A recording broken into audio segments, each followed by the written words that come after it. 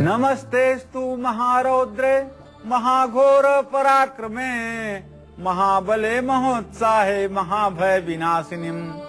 नमस्तेस्तु महारौद्रे महाघोर पराक्रमे महाबले महोत्साहे महाभय विनाशिनीं।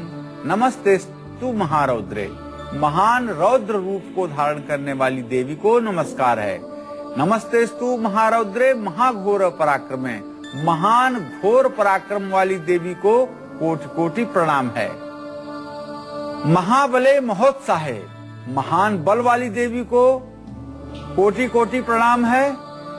और महान भय को नष्ट करने वाली देवी को सत सत प्रणाम है। ये दुर्गा सप्तशती के दुर्गा कवच का 16वां मंत्र है। इस मंत्र का जो लोग प्रातःकाल सायंकाल श्रद्धा पूर्वक 5 बार पाठ करते हैं, उन्हें कभी किसी प्रकार का भय नहीं सताता है। चाहे वह मृत्यु से संबंधित भय हो, चाहे रोग से संबंधित भय हो, चाहे भविष्य को लेकर के भय हो, सब प्रकार के भय को समाप्त करने के लिए यह मंत्र सक्षम है। तो इसलिए कवच का यह 16वां मंत्र परम लाभकारी और कल्पवृक्ष के समान फल देने वाला है। नमस्कार, आप देख रहे हैं काल चक्र। आपके साथ हूं मैं सुरति जिंदल। मेरे साथ है प्रश्न कुंडली विशेषज्ञ पंडित सुरेश पांडे जी। पंडित जी, बहुत बहुत स्वागत है आपका। धन्यवाद। जो है शिव, शनि और शक्ति का प्रिय, एक पौधा जिसमें है गणपति का वास, एक पौधा जो है ढेरों उपायों की खान। जानिए उस पौधे के चमत्कारी उपाय सत्संगाकार चक्र में।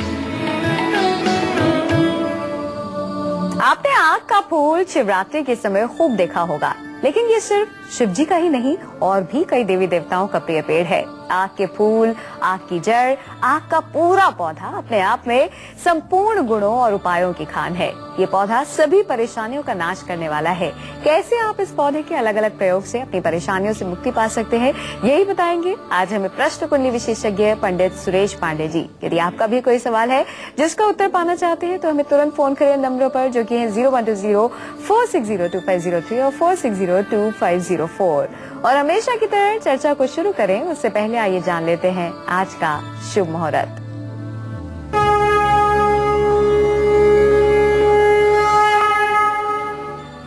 इक्कीस जून 2013 शुक्रवार, ज्येष्ठ शुक्ल पक्ष की त्रयोदशी तिथि रात 9:47 तक है। विशाखा नक्षत्र सुबह 6:59 तक था। उसके बाद अनुराधा नक्षत्र इस समय शुरू हो चुका है। राहु काल सुबह 10:30 बजे से 12 बजे तक। आज प्रदोष व्रत है। आज नया कारोबार शुरू करने का और वाहन खरीदने का, नामकरण का, अन्नप्राशन का और बच्चों को पान खिलाने का शुभ मुहूर्त है। आंकड़े के पौधे में आखिरकार ऐसा क्या होता है, क्यों ये इतना खास है कि पंडित जी आज इसके बारे में हमें बताने वाले हैं। आइए जानते हैं। पंडित जी, इतना अद्भुत क्यों है ये पौधा, क्या खास है इसमें? देखिए, ओम गणानान्त्वा गणपति गंगवामहे, प्रियाणान्त्वा प्रियपति गंगवामहे, निधीनान्त्वा निधिपति गंगवामहे, वशो मम आहम जानि गर्भदमा त्वम जासि गर्भदम। साक्षात गणेश का स्वरूप होता है आग का पौधा। इसलिए कलयुग में यह इतना महत्वपूर्ण और इतना पूजनीय और वंदनीय है। हिंदी में तो इसे आक कहते हैं, हिंदी में इसे आक कहते हैं। हिंदी भाषी लोग इसे आक के नाम से जानते हैं, लेकिन पंजाबी में इसे देसी आक कहते हैं और उर्दू में इसको लोग मदार कहते हैं। उर्दू भाषी लोग इसे मदार कहते हैं। संस्कृत में अर्क कहते हैं, अर्क, और गुजराती में इसे आंकड़ा कहा जाता है। श्वेतार्क एक दुर्लभ पेड़ है। संस्कृत की शुद्ध भाषा में श्वेतार्क और रक्तार्क, ये 2 प्रकार की दुर्लभ जातियां हैं। ये 2 प्रकार के ये 2 प्रकार के आंकड़े के पौधे पाए जाते हैं, श्वेतार्क और रक्तार्क। श्वेतार्क का मतलब है सफेद मंदार और रक्तार्क का मंदिर है लाल मंदार, जिसमें श्वेतार्क का विशेष महत्व है।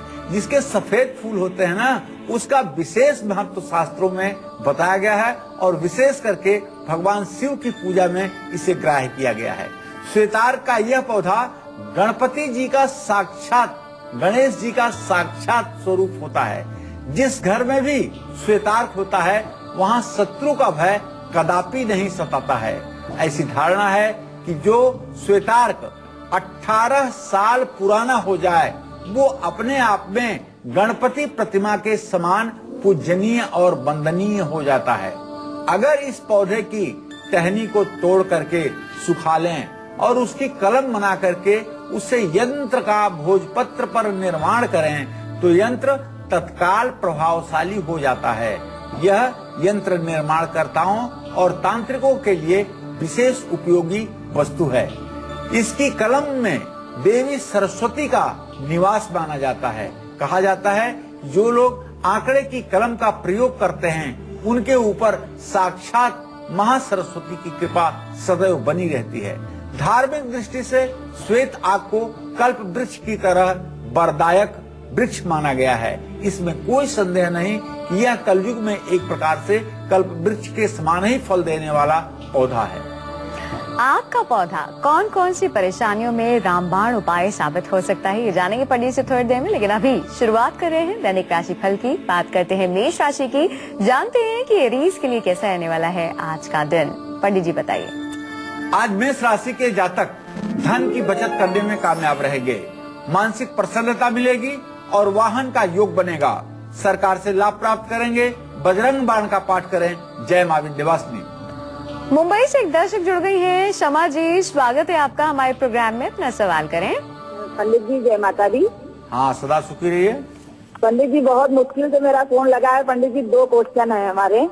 एक आज हम बीमा में एग्जाम देने के लिए जा रहे हैं, सक्सेस होंगे कि नहीं। और मेरा बेटा है जो 12वीं में है, उसका जन्म है 14 अगस्त 1996, समय 5:35, दिन बुधवार। आप कितने साल के हैं? हम पंडित जी 41 के हैं और मेरे सेहत भी ठीक नहीं रहती है। ये आज की परीक्षा में चंद्रमा और मंगल की जो स्थिति बन रही है परस्पर सप्तम है। सफलता मिलने का योग बहुत कम है। आपको चाहिए कि आप घर से आज दही खा करके निकलें तो हो सकता है कि सफलता कुछ मिलने की उम्मीद बन जाए। बच्चे का भविष्य आपके ठीक है, वो पढ़ाई ठीक करेगा और अपना भविष्य अपने आप सुधारेगा। पंडित जी, इस वक्त एक सवाल मेरे जहन में आ रहा है। हमेशा हम भगवान शिव को बेलपत्र तो चढ़ाते हैं, साथ ही धतूरा चढ़ाते हैं और भी तमाम जो उनको प्रसन्न करने वाली औषधि वनस्पति है वो हम चढ़ाते हैं। लेकिन आक का पौधा क्यों चढ़ाया जाता है, आंकड़ा क्यों चढ़ाया जाता है? श्वेतार्क भगवान शिव को अत्यंत प्रिय है, इसलिए कि यह गणेश का स्वरूप है। श्वेतार्क 18 साल पुराना हो जाए या 5 साल भी पुराना हो और यदि उसकी जड़ को खोद कर देखा जाए तो उसमें साक्षात गणेश की प्रतिमा मिलती है। और साक्षात जो गणेश की प्रतिमा मिलती है, उस गणेश प्रतिमा को अगर धो पोंछ करके और उस पर सिंदूर और तेल का लेप करके घर में उसकी प्रतिष्ठा की जाए तो वह गणेश जी की तरह साक्षात फल को देने वाला और हर प्रकार के दुख दरिद्रता का शमन करने वाला है। श्वेतार्क का पौधा भगवान शिव को समी के वृक्ष की तरह ही परम प्रिय है। और जो लोग ये भांग और धतूरा दोनों चीजों को भगवान शिव के ऊपर अर्पित करते हैं वो मंदार को भी अर्पित करना नहीं भूलते हैं। श्वेतार्क उसी का एक अंग है और श्वेतार्क को अर्पित करके भगवान शिव को मानसिक प्रसन्नता प्राप्त की जाती है और रोगों से मुक्ति मिलती है। अगर आप कानूनी मामलों या फिर कर्ज में फंसे हुए हैं तो आक के पौधे की किस चीज से आपकी ये परेशानी दूर हो सकती है हमेशा हमेशा के लिए, जानेंगे पंडित से थोड़ी देर में। लेकिन अभी बात कर लेते हैं वृषभ राशि की। जानते हैं कि टॉरस के लिए कैसा रहने वाला है आज का दिन। पंडित जी बताइए। आज वृषभ राशि के जातकों का स्वास्थ्य उत्तम रहेगा। आज वृषभ राशि के जातकों का स्वास्थ्य उत्तम रहेगा और परोपकार के अवसर भी मिलेंगे। रुका हुआ धन प्राप्त होगा और संतान का सुख प्राप्त होगा। शनि चालीसा का पाठ करें। जय मां विंध्यवासिनी। सिर्फ केले का पेड़ ही नहीं बल्कि आक का पौधा भी दूर कर सकता है विवाह में आने वाली तमाम रुकावटें। अगर आप भी जानना चाहते हैं इस बारे में तो बने रहिए हमारे साथ, देखते रहिए काल चक्र। फिलहाल बात करते हैं मिथुन राशि वालों की आज के राशि फल की। जानते हैं कि जेमिनाइज के लिए कैसा रहने वाला है आज का दिन। पंडित जी बताइए। आज मिथुन राशि के जातकों का साहस बढ़ेगा, मन प्रसन्न रहेगा और प्रतिष्ठा की प्राप्ति होगी। कारोबार से लाभ प्राप्त करेंगे। दुर्गा चालीसा का पाठ करें। जय मां विंध्यवासिनी। इंदौर से एक दर्शक जुड़ गई है, विनीता जी। स्वागत है आपका हमारे प्रोग्राम में। विनीता जी, अपना सवाल करें। नमस्ते पंडित जी। हाँ, सदा सुखी रहे विनीता। मैं ये जानना चाहती हूँ कि मेरी इंजीनियरिंग खत्म हो गई है, तो आगे क्या होगा? आप कितने साल की हैं? 11/3/1992। देखिए, पढ़ाई तो आपकी अभी खत्म नहीं हुई है, अभी पढ़ाई फिर आपकी शुरू हो सकती है। शिक्षा का योग अभी भी आपका शेष है, आगे आपको कार्य करने का योग बन रहा है। लेकिन जहाँ तक मेरा अनुमान है कि अक्टूबर 2013 के बाद आप कार्य में लग जाएंगे। बढ़ रहे अगली राशि की ओर। अगली राशि है कर्क राशि। जानते हैं कैंसेरियंस के लिए कैसा रहने वाला है आज का दिन। और साथ ही साथ यदि आपका भी कोई सवाल है जिसका उत्तर पाना चाहते हैं तो तुरंत फोन करें नंबरों पर, जो कि है 010-460-2503 और 460-2504। पंडित जी बताइए, कैंसेरियंस के लिए कैसा रहेगा आज का दिन? आज कर्क राशि के जातकों का स्वास्थ्य उत्तम रहेगा। कर्क राशि के जातक आज स्वास्थ्य से अच्छा महसूस करेंगे। आमदनी का नया साधन, नया स्रोत बनेगा और सुखी जीवन रहेगा। परोपकार के अवसर मिलेंगे। भगवान शिव की उपासना करें। जय मां विंध्यवासिनी। आग के पौधे से कौन कौन से उपाय किए जा सकते हैं, ये तो हम पंडित से जानेंगे ही, लेकिन उससे पहले पंडित से जानते हैं कि आग का पौधा कौन कौन सी परेशानियों में रामबाण उपाय की तरह साबित हो सकता है। पंडित जी, कौन कौन सी वो दिक्कतें हैं, कौन कौन से रोग हैं, परेशानियां हैं, संकट हैं, जिनसे ये हमें बचा सकता है? देखिए, कुछ लोगों को सिद्धि की इच्छा रहती है।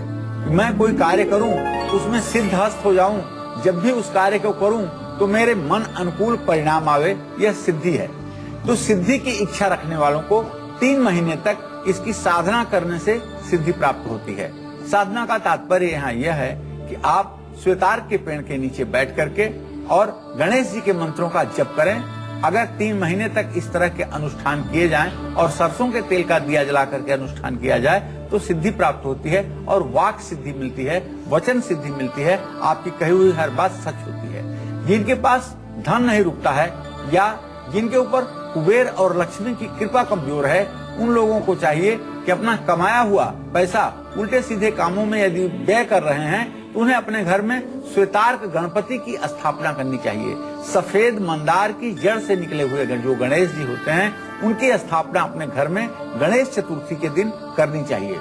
जो लोग ऊपरी बाधा, भूत प्रेत पिशाचादिक बाधाओं से ग्रसित हैं और विशेष रूप से रोगों से ग्रसित हैं, उन्हें चाहिए कि इसकी पूजा करें और वायव्य कोण में, पश्चिम और उत्तर के कोने में इसे एक वृक्ष को अपने घर में आप लगा दें। हर बाधाओं से तुरंत मुक्ति मिलेगी और स्वास्थ्य में अप्रत्याशित लाभ की स्थिति मिलेगी। तो वायव्य कोण में मंदार का वृक्ष लगा करके लाभ प्राप्त किया जा सकता है। श्वेतार्क गणेश जी की स्थापना से घर में निश्चित रूप से सुख समृद्धि का वातावरण बनता है। पंजाब से एक दर्शक जुड़ गई है, किरणजीत जी। स्वागत है आपका हमारे प्रोग्राम में। अपना सवाल करें। हिसार से एक दर्शक जुड़ गई है, सुनैना जी। स्वागत है आपका। अपना सवाल करें। नमस्कार पंडित जी। नमस्कार। हेलो जी, अपनी उम्र बताइए, सवाल करिए। हाँ, मैं अपनी बेटी के बारे में पूछना चाहती हूँ। उसकी डेट ऑफ बर्थ है 11 जून 1986, ब्रांच हिसार। जी हाँ जी पंडित जी, उसकी एक बार डिवोर्स हो चुका है। अब उसका दूसरी बार शादी कब होगी और उसका जीवन कैसा होएगा? और एक मेरा प्रश्न और है, प्लीज काटना नहीं। हमारे ऊपर अपना भी लोन है और मेरे देवर की डेथ हो चुकी है। अब उनका भी जो भी कर्जा होता है वो हमको ही चुकाना पड़ता है। ऐसा कब तक चलेगा पंडित जी? उपाय बताइए कोई। देखिए सुनैना जी, आपने अपने बेटे के विवाह के लिए जो प्रश्न पूछा है, तो मैं बताऊं कि बुध और बृहस्पति का इत्तिसाल हो रहा है मिथुन राशि में। इनके विवाह में ज्यादा विलंब की स्थिति नहीं है। बहुत शीघ्र भविष्य में इनके विवाह का योग बनने जा रहा है और ठीक विवाह होगा। इनका दाम्पत्य जीवन भी ठीक रहेगा। लेकिन जहां तक आपने अपने ऊपर कर्ज के लिए प्रश्न पूछा है, तो नीच का चंद्रमा, द्वितीय प्रश्न होने के नाते नीच का चंद्रमा इस समय वृश्चिक का चंद्रमा है और वृश्चिक का चंद्रमा होने के नाते इस बात का संकेत मिल रहा है कि लंबे समय तक अभी आप कर्ज में फंसी रहेंगी।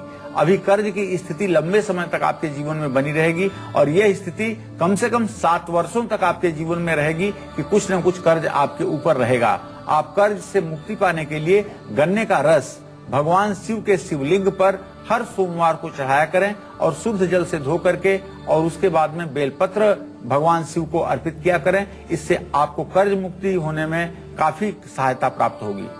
आंकड़ा कहिए, आंख कह लीजिए या फिर कहिए मदार, जो भी कहिए इस पौधे को, लेकिन इसका असर इतना ज्यादा होता है कि परेशानियां हमेशा हमेशा के लिए दूर हो सकती हैं। अगर कानूनी मामलों से परेशान है, संतान का सुख नहीं है, विवाह में देरी आ रही है या फिर बीमार बहुत रहने लगे हैं आप, तो फिर आंख का पौधा कैसे कर सकता है आपकी मदद? आइए जानते हैं। पंडित जी बताइए। देखिए, मंदार के फूल के बारे में आपने बहुत सुना होगा। आपको बताना चाहूंगा कि हनुमान जी को मंदार के अर्थात श्वेतार्क के पुष्पों की माला चढ़ाने से, इसकी माला को यदि अच्छे ढंग से गूंथ लिया जाए और हनुमान जी को यह माला चढ़ाई जाए तो हर प्रकार का भय, पुराना से पुराना कर्ज और कानूनी मामलों में जीत मिलती है। निश्चित रूप से हनुमान जी की प्रसन्नता प्राप्त होती है। 8 सिद्ध 9 निधि के दाता हैं हनुमान जी, और ये अपने भक्त की मनोकामना को पूरी कर देते हैं। जो महिलाएं संतान सुख के लिए बेचैन हैं, जिनको किसी कारण से संतान सुख की प्राप्ति नहीं हो पा रही है, शारीरिक अस्वस्थता है या कोख बधी हुई है, संतान नहीं हो पा रहा है, काकबंध्यादि दोष हैं, उन्हें चाहिए कि श्वेतार्क की जड़ अपने कमर में रविवार के दिन लाल कपड़े में करके बांधें और इसको कम से कम 21 दिन तक अपनी कमर में बंधी रहने दें। जो कन्याएं विवाह के योग्य हो गई हैं और विवाह नहीं हो पा रहा है, किसी कारण से विवाह में योग्य वर नहीं मिल पा रहा है, बात नहीं बन पा रही है, उन कन्याओं को चाहिए कि कात्यायनी की पूजा तो करते ही रहें, उसके साथ जल्दी विवाह के लिए शिवलिंग का जलाभिषेक करें, शिवलिंग पर जल चढ़ाएं और 108 सफेद मंदार अर्थात आंकड़े का फूल भगवान शिव के ऊपर, शिवलिंग के ऊपर ओम नमः शिवाय कहते हुए चढ़ाएं तो निश्चित रूप से विवाह में शीघ्रता होती है।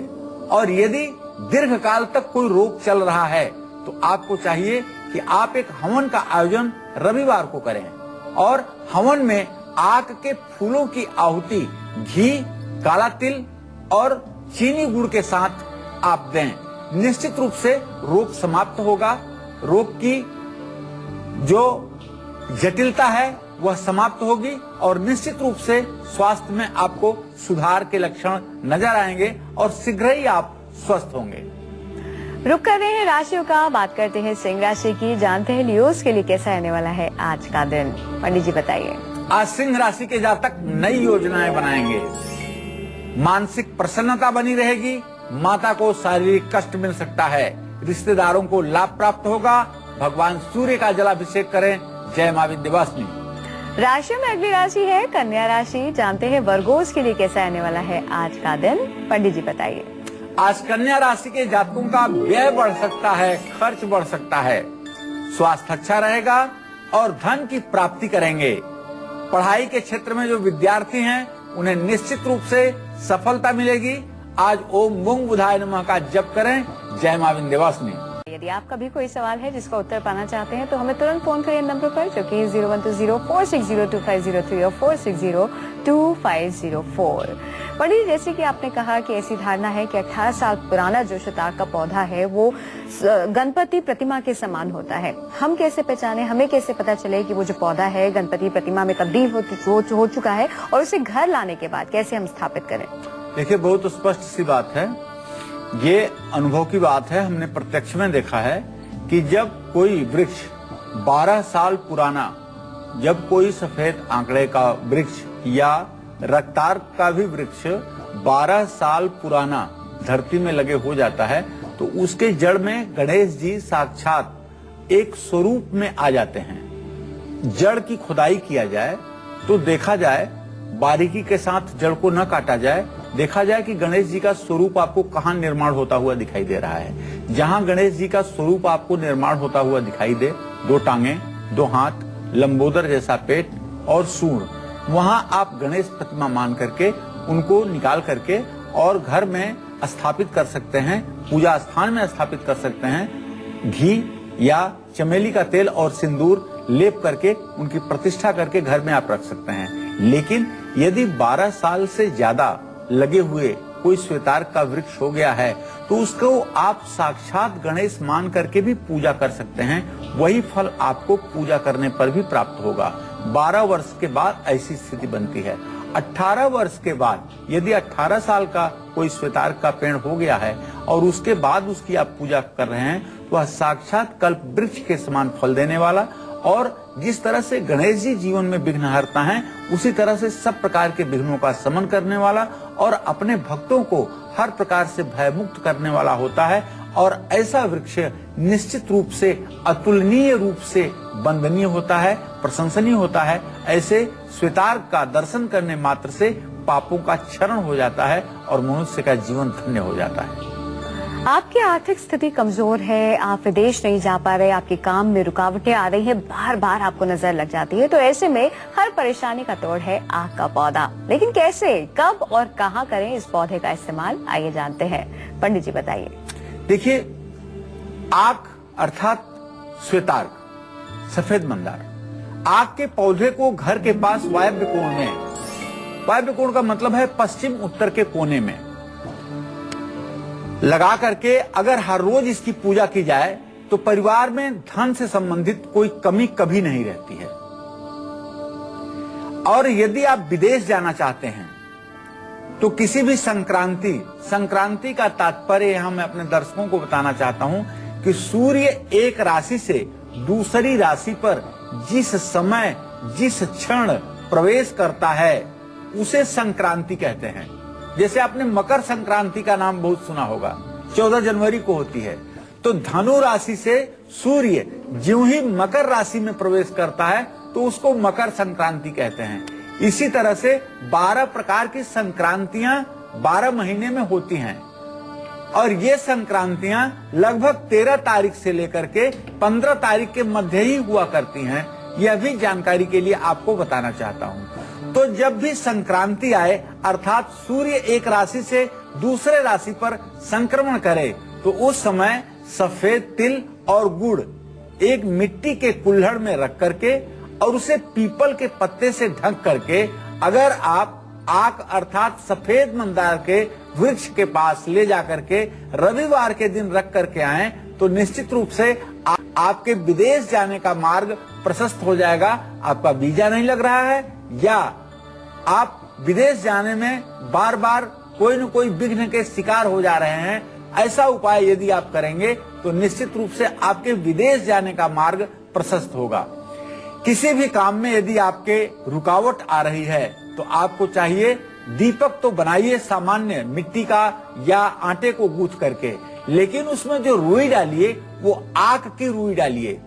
ये श्वेतार्क जो है इसका जो फल होता है उस फल में से रुई निकलती है और उस रुई की बत्ती बना करके और तेल डाल करके शनि मंदिर में यदि आप शनिवार को जलाएंगे तो निश्चित रूप से आपके विघ्नों का शमन होगा और आपको सफलता मिलेगी। घर को यदि आपके परिवार को बार बार नजर लग रही है और किसी की हाय लग रही है तो बाहर की नकारात्मक ऊर्जा यदि आपके घर में आ रही है, आपके घर के ठीक सामने यदि बिजली का खंभा है या गंदा स्थान है या कब्रिस्तान है या किसी तरह का ऐसा स्थान है जो लगातार नकारात्मक ऊर्जा आपके घर में भेज रहा है तो आपको चाहिए मुख्य द्वार के ठीक सामने आप एक श्वेतार्क का वृक्ष लगा दीजिए। इससे आपके घर में नकारात्मक ऊर्जा आनी बंद हो जाएगी। हम आपको बता दें भगवान शिव के साथ साथ एक और देव भी हैं जो आक के पौधे से हो सकते हैं शांत। आखिरकार कौन से है वो देव और कैसे करना होगा उनको प्रसन्न, इस बारे में जानकारी हम पंडित जी से हासिल करेंगे थोड़ी देर में। लेकिन अभी बात कर लेते हैं तुला राशि वालों की आज की राशि फल की। जानते हैं कि लिब्रन्स के लिए कैसा आने वाला है आज का दिन। पंडित जी बताइए। आज तुला राशि के जातकों का स्वास्थ्य उत्तम रहेगा, पढ़ाई में सफलता मिलेगी और पद प्रतिष्ठा की वृद्धि होगी। यात्रा कर सकते हैं। ओम बुंग बुधाय नमः का जप करें। जय मां विंध्यवासिनी। राशि में अगली राशि है वृश्चिक राशि। जानते हैं स्कॉर्पियंस के लिए कैसा आने वाला है आज का दिन। पंडित जी बताइए। देखिए, आज वृश्चिक राशि के जातकों का स्वास्थ्य सामान्य रहेगा। पत्नी को थोड़ा सा शारीरिक कष्ट मिल सकता है लेकिन आज आपका भाग्योदय भी होगा। अधिकारियों से उच्च पद पर बैठे हुए लोगों से आपको लाभ मिलेगा, उनकी कृपा दृष्टि आपके ऊपर रहेगी। ओम नमः शिवाय का आप जप करें। जय मां विंध्यवासिनी। पंडित जी, ऐसा कहा जाता है कि जिन पौधों में दूध निकलता है, जिन पौधों को अगर हम काटते हैं तो उनसे दूध निकलता है, ऐसे पौधों को घर में नहीं लगाना चाहिए। लेकिन आग के पौधे में भी ऐसा होता है, दूध निकलता है, तो उसको घर में हमें लगाना चाहिए। जैसे कि आपने कहा घर में लगाना चाहिए तो शुभ होता है, क्या ऐसा करना चाहिए? हर उन पौधों को घर में जो दूध निकलता है नहीं लगाना चाहिए जिनकी उम्र 20 साल से ज्यादा होती है। जैसे पीपल का पेड़, बरगद का पेड़, गूलर का पेड़, इनकी आयु जो है वो 100 वर्षों से ज्यादा होती है। इन्हें अपने घर में कदापि फूल करके भी नहीं लगाना चाहिए। पीपल, गूलर, बरगद, ये सब वृक्ष जो दूध वाले हैं, कटहल, इन्हें अपने घर में कभी फूल करके भी नहीं लगाना चाहिए। लेकिन श्वेतार्क से दूध जरूर निकलता है, लेकिन एक तो यह लंबाई में छोटा होता है और इसे वृक्ष नहीं कहा जा सकता है, इसे पौधा ही कहा जा सकता है। और दूसरी बात यह है कि यह बहुत दीर्घजीवी नहीं होता। 18 से 20 साल की वय में इसकी जड़ें खराब हो जाती हैं और यह पुनः खराब होकर के दूसरा रूप धारण करता है। तो इसलिए यह इस विवाद से अलग पौधा है कि यह श्वेतार्क दूध वाला पौधा है, इसे घर में नहीं लगाना चाहिए। इसी के साथ बढ़ रहे हैं अगली राशि की ओर। अगली राशि है धनु राशि। जानते हैं सजिटेरियंस के लिए कैसा रहने वाला है आज का दिन। पंडित जी बताइए। आज धनु राशि के जातकों का स्वास्थ्य थोड़ा सा खराब रहेगा। थोड़ा सा आर्थिक संकट की स्थिति बनेगी, अर्थात धन की कमी आप कह सकते हैं, और कानूनी विवाद उत्पन्न हो सकते हैं। पिता से अनबन की संभावना है।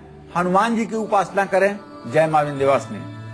आप और हम ये तो जानते हैं कि भगवान शिव को आग का फूल अर्पित किया जाता है, लेकिन उनके अलावा और कौन से वो देव हैं जिनको आग के फूल, जड़ अर्पित करने से विशेष लाभ की प्राप्ति होती है? आइए जानते हैं। पंडित जी, भगवान शिव के अलावा और कौन से देव हैं वो?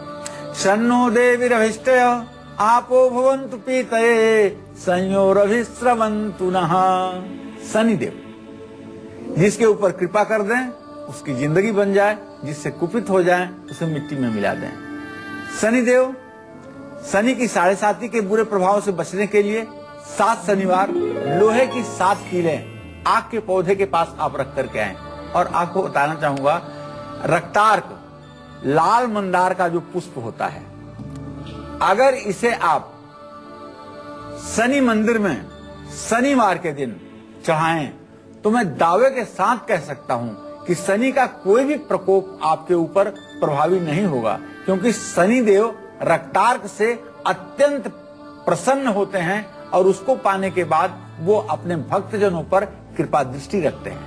शनिवार को लोहे के बर्तन में सरसों का तेल डाल करके उसमें छाया दान करके आग के पौधे में आप चढ़ा सकते हैं।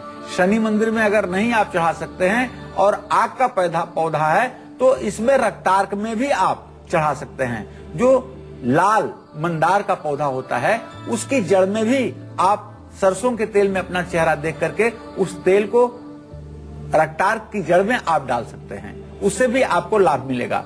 शनि देव की मूर्ति पर आग के पत्तों और फूलों से बनी हुई माला आप समर्पित करें, उससे भी निश्चित रूप से शनि देव प्रसन्न होते हैं। भगवान शिव, शनि देव और माता भगवती दुर्गा, इनकी उपासना में आग के फूलों, पत्तों का इस्तेमाल किया जाता है। दरिद्रता, दुख और समस्या यदि आपका पीछा नहीं छोड़ रही है और इन्होंने आपको तंग किया हुआ है तो ऐसे में गुरुवार के दिन पुष्य नक्षत्र में या रविवार के दिन पुष्य नक्षत्र में या सर्वार्थ सिद्धि योग जब हो, ऐसे में श्वेतार्क की जड़ को ला करके गंगा जल से धो करके सफेद कपड़े में श्वेतार्क को लपेट करके अपनी तिजोरी में रखने से या गले और बाजू में धारण करने से दरिद्रता का सदैव विनाश होता है। चलिए, इसी के साथ आपके इंतजार को खत्म करते हैं और अब बात करते हैं आपकी कुंडली की।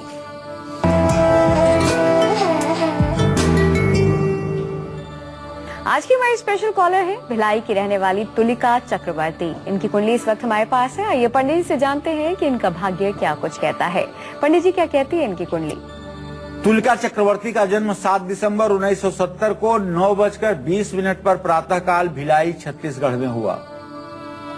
इनकी कुंडली मकर लग्न की है। लग्नेश शनि नीच का होकर के चतुर्थ भाव में बैठा हुआ है और भाग्येश बुध की स्थिति इनके कुंडली में व्यय भाव में है। सप्तमेश चंद्रमा इनकी कुंडली में तृतीय भाव में विराजमान है और पंचमेश शुक्र इनकी कुंडली में गुरु के साथ दशम भाव में विराजमान है। कुल मिलाकर के शुक्र में इस समय मंगल का अंतर चल रहा है और शुक्र इनकी कुंडली में पंचम भाव का और दशम भाव का स्वामी है। केंद्राधिपत्य दोष से दूषित है शुक्र और इसके अंदर में मंगल की अंतर्दशा चल रही है। समय बहुत अच्छा नहीं कहा जा सकता है, मध्यम समय है और निश्चित रूप से लग्नेश का नीच का होना, चतुर्थ भाव में होना सुख को ह्रास पहुंचाता है, सुख को कमजोर करता है, सुख कमजोर होता है। और भाग्य भाव का स्वामी यदि 12वें भाव में जाए तो निर्भाग्य योग उदय होता है। जीवन में समस्याएं बढ़ती हैं, परेशानियां बढ़ती हैं और इन परेशानियों के समाधान के लिए पन्ना 6.5 रत्ती सोने की अंगूठी में बनवाकर बाएं हाथ की कनिष्ठिका में धारण करना चाहिए। भगवान श्री हरि विष्णु की उपासना करनी चाहिए, इससे कल्याण होता है।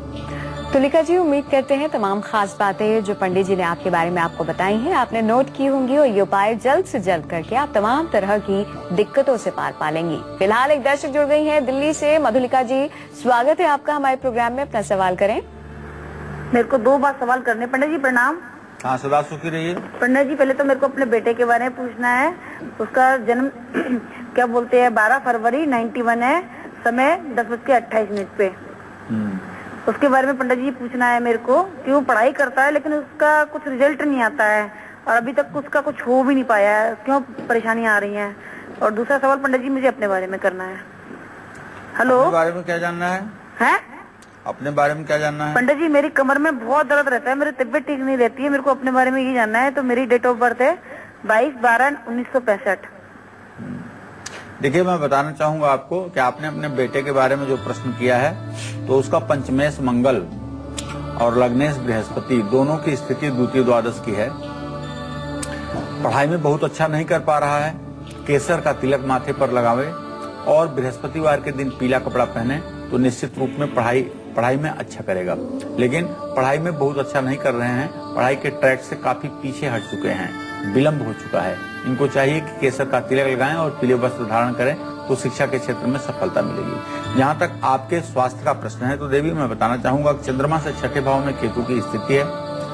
आपके रीढ़ की हड्डी के 5वें 6वें गोली में थोड़ी सी प्रॉब्लम आई हुई है, जो चंद्रमा और केतु के इस संयोग से ऐसा निर्देशित हो रहा है। आपको चाहिए कि आप रविवार को सूर्योदय के समय उठ करके सूर्य को अर्घ्य दिया करें और सरसों के तेल से शनिवार के दिन मसाज कराया करें, इससे आपको लाभ मिलेगा। अब बात करते हैं मकर राशि वालों के आज के राशिफल की। जानते हैं कि कैप्रिकॉर्न्स के लिए कैसा रहने वाला है आज का दिन। पंडित जी बताइए। आज मकर राशि के जातकों के जीवन में रोग की संभावना बढ़ेगी। स्वास्थ्य अच्छा होने की संभावना सायंकाल से होगी। पूजा में मन लगेगा। जीवन साथी से सहयोग प्राप्त हो सकता है। राहु की उपासना करें। जय मां विंध्यवासिनी। राशियों में अगली राशि है कुंभ राशि। जानते हैं एक्वेरियस की किस्मत के सितारे क्या कुछ बयां कर रहे हैं आज। पंडित जी बताइए। आज कुंभ राशि के जातकों के जीवन में विवाद हो सकता है, झगड़ा हो सकता है। स्वास्थ्य में थोड़ी सी गिरावट देखी जाएगी और वाहन से नुकसान हो सकता है। पारिवारिक कलह बढ़ेगी। भगवान श्री कृष्ण की उपासना करें। जय मां विंध्यवासिनी। बढ़ते हैं अंतिम राशि की ओर। राशियों में अंतिम राशि है मीन राशि। जानते हैं कि पाइसेस के लिए कैसा रहने वाला है आज का दिन। पंडित जी बताइए। आज मीन राशि के जातकों को आलस्य बढ़ेगा। माता को कष्ट मिल सकता है और पढ़ाई में कठिनाई आएगी। भाग्य में रुकावट दिखेगी। गुरु की उपासना करें। जय मां विंध्यवासिनी। तो आज पंडित जी ने आपको खास जानकारी दी आग के पौधे के बारे में, किस तरह से आप भगवान शिव को और भगवान शनि को यानी कि शनि देव को प्रसन्न कर सकते हैं सिर्फ और सिर्फ आग के पौधे के जरिए। कई सारी खास बातें पंडित जी ने बताई हैं। पंडित जी, आपने काफी सारी चीजें हमें बताई हैं, कोई सावधानी भी है आग के पौधे को लेकर भी? आग के पौधे को लेकर के सबसे बड़ी सावधानी यह है कि यदि आग का पौधा आप उसे गणेश की मूर्ति बनवाते हैं और उसे आप अपने घर में स्थापित करते हैं तो उसके साथ किसी तरह का अशौच होकर के और पूजा पाठ का प्रयत्न न करें। शुद्धता की स्थिति में ही उसके पूजा पाठ में आप मन लगाएं और शुद्धता की स्थिति में ही उसकी स्थापना करें। घर में रजस्वला आदि होने पर आग के पौधे की उस समय या आग के गणेश जी की उस समय स्थापना नहीं करनी चाहिए। किसी प्रकार के सूतक में भी उसकी पूजा बंद कर देनी चाहिए।